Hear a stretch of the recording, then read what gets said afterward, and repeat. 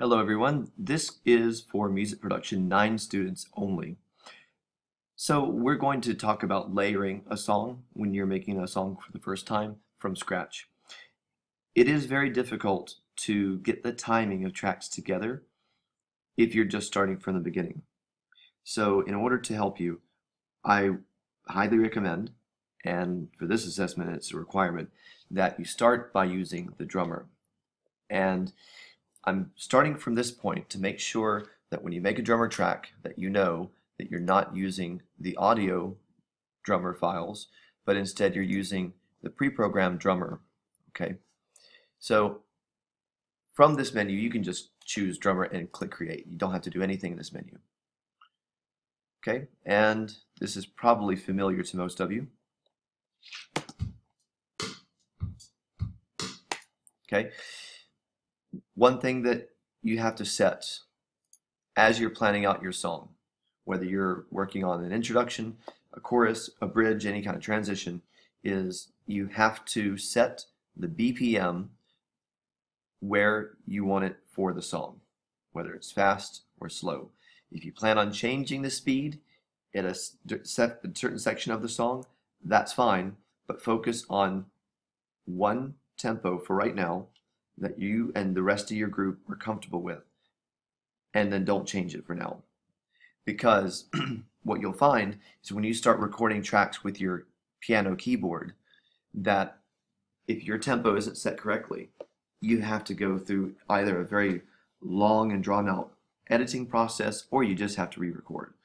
And so by setting your drummer track first, you are allowing yourself the freedom to play around with your sounds a little bit more and not have to worry about the timing as much. Okay, so I've set the BPM for 75. I'm in the mood for a slower song today. The key signature is less important at this stage, but when you start laying down your other tracks, we will get to that. I'm going to leave it at C major for the moment. Okay, so I'm going to change it to a different style. Remember, there are several genres here: rock, alternative, songwriter, etc. And earlier I was using Gavin. Gavin sounds like this.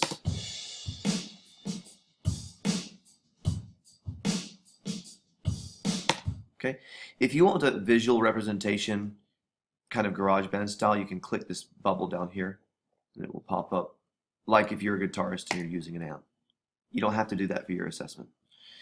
Okay, what I want to point out though is I do want to get a little bit deeper into what the drummer can do and its functions, because I think it's important. There are a number of presets. I'm just going to play this bubble again. You can hear how they change. Notice when I go to different lines, this box here changes around the presets for the hi-hat or accents, the cymbals, or toms. And Logic is pretty fast. It will change according to your styles fairly quickly.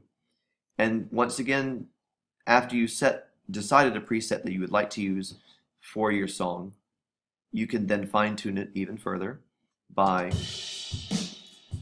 changing the different sliders here.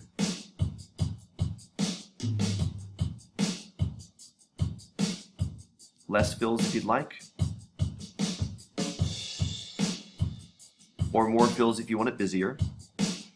And remember, the puck on the XY grid changes the color of the sound, lighter or darker, and volume going up and down.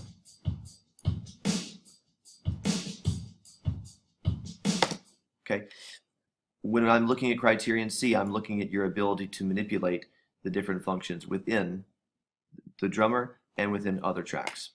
Okay, so once you set your drummer and your BPM, then you can look at doing other tracks on the piano keyboard, plugging in a guitar or a bass or a microphone. And then if you would like to use the audio tracks and use a drum machine, inputting that through the piano keyboard or use a oscillator, you're more than welcome to add those options. But the number one thing is to make sure that the beat of your song is steady, and this is a very good way to do it. Thank you for listening. Bye.